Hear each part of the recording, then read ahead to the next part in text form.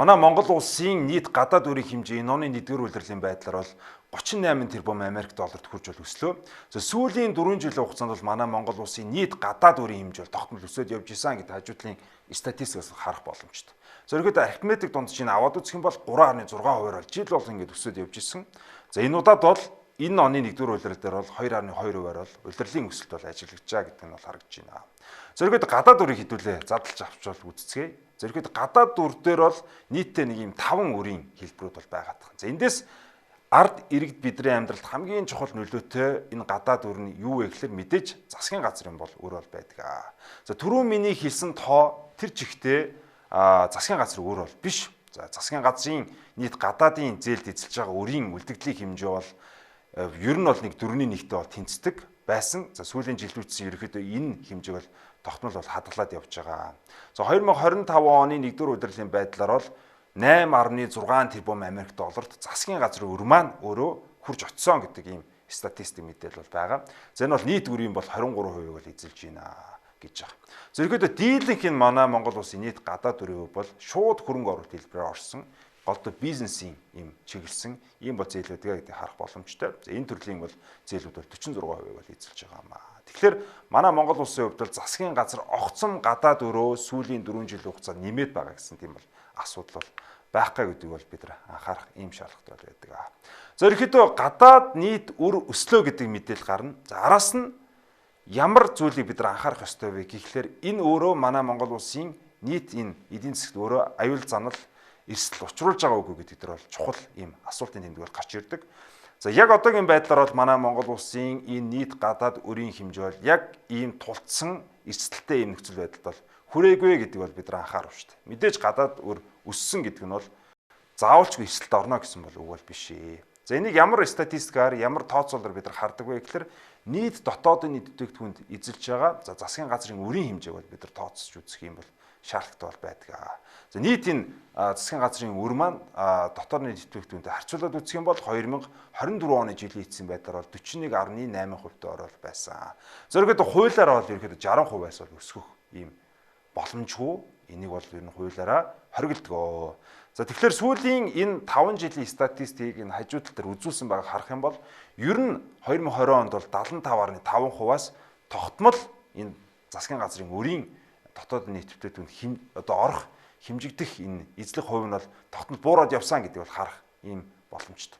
Зэрэгт үнийн дүнгээр бол буураагүй. Гэхдээ Монгол улсын дотоод нийт бүтээгдэхүүн өөрөө өссөн учраас энэ хэмжээ өөрөө буураад явж байгаа гэдэг бол хэлэх ийм шаардлагатай гэсэн. Тэгэхээр манай Монгол улсын засгийн газрын өр бол аюултай төвшөнд бол очоогүй. Ямар ч тач хуулийн хүрээнд бол хэрэгжиж байгаа гэдгийг бол харах ийм онцлогтой гэсэн.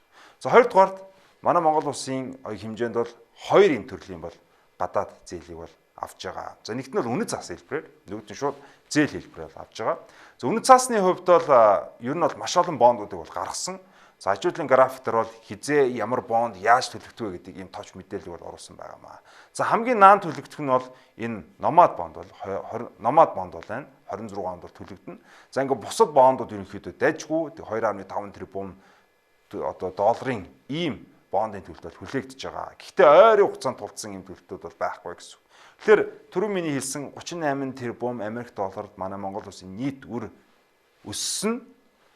Монгол улсын засгийн газар өөрөө өрийн дарамттай орсон гэдэг ийм утгыг бол илэрхийлэхгүй гэдэг бол саяны миний үзүүлсэн хэдийн статистикаас бол харах ийм боломжтой байгаамаа. За ерөнхийдөө манай Монгол улс бол зээл аваад идэг. За ерөнхийдөө төсвийн энэ өрийн холбогдох ийм хуулиуд дээр юу гэж заасан бэ гэхээр гадаа зээлийг засгийн газар ерөнхийдөө хоёрхан нөхцөлөөр л авч байгаа. За нэгт нь бол төсвийн алдагдлыг нөхөх буюу тухайн жил төсөв маш их алдагдаад байх юм бол тэр алдагдлаа нөхөх чиглэлээр бол авч болно. За хоёрт нь бол хөрөнгө оруулалт чиглэлээр бол зээлийг бол авдгаа гэсэн ийм ерөнхийдөө хуульчилсан ийм заалтууд бол байдаг. За манай Монгол улсын хувьд бол бондын өр нь тустай, нөгөө талаар бол зээлийн өр нь бол тустай гэж би хэлсэн. Хамгийн их энэ дүн дарж байгаа зээл нь ямар төрлийн зээл байдаг вэ? Үнэт цаас биш. Энэ бол урт хугацааны ийм зээлүүд бол байд юм а гэсэн. Хөнгөлөлтөй нөхцөлтэй дэлхийн зээлүүд бол байдаг. За энэ зээлийн хэмжээ бол ерөнхийдөө нэг 6.3 тэрбум долларт бол хэмжигдэж байгаамаа гэсэн ийм тооцоол бол байдаг. За энэ дээр нэг ийм чухал статистик бид нар ярьдаг. Хэрвээ альва нэг улсыг яг их зээл аваад засгийн гац нүүр өрийн дарамтанд орох ч гинэ гэдгийг хэмждэг дараагийн нэг үзүүлэлт юу гэдэг вэ гэхээр тухайн хүүгийн зээлийнхэн зардлынх нь дотоодын нийт бүтээгдэхүүн хэр их хэмжээг эзэлж байгаа юм бэ гэдэг ийм статистик бол зайлшгүй харах шаардлагатай байдаг. За ерөнхийдөө манай Монгол улсын хувьд бол энэ төвшнийг хараад үзэх юм бол ерөнхийдөө гайгүй гэсэн ийм дүгнэлтэд гарч ирж байгаа юм аа. За 2017 онд бол нийт энэ зээлийн хүүгийн зардлын дотоодын нийт бүтээгдэхүүн эзлэх хувь нь 4.3% бол байсан бол за яг 2024 он буюу өнгөрсөн оны жилийн эсийн байдлаар бол 1.6% дээр очиж буурсан байгаа. Бараг 2.7% бол буурж байгаа. Тэгэхээр юу вэ гэхээр зээлийн хүүгийн зардал өөрөө төлөлт нь дотоодын бүтээгдэхүүнд харьцангуй давгүй хэмжээнд бол буурж очиж байна гэдэг ийм бас үзүүлэлтийг бол бид нар хэлэх боломжтой гэсэн. За энэ дөр бол мэдээж дотоодын бүтээгдэхүүнд оморсон байна. За магадгүй энэ зээлж зэрэгтэй холбоотой өрийн энэ хүүгийн төвшин бас буурсан байж магадгүй. Гэхдээ ямар ч нөхцөлтөөр бол дотоодын нийт бүтээгдэхүүнтэй харьцуулаад үзэх юм бол хүүгээ төлж чадахгүй байх гэсэн эрсдлийг одоогийн байдлаар бол байхгүй байна гэдгийг бол онцолж хэлэх юм шаардлагатай байна. Гэхдээ манай Монгол улсын хувьд бол нэг асуудал нь юу ажиглаж байгаа вэ гэхлээр судалгаануудыг хараад үзэх юм бол нийт гадаад энд урт хугацааны зээлийн бараг 44% нь бол төсвийн дэмжлэгт бол зарцуулж байгаа гэсэн.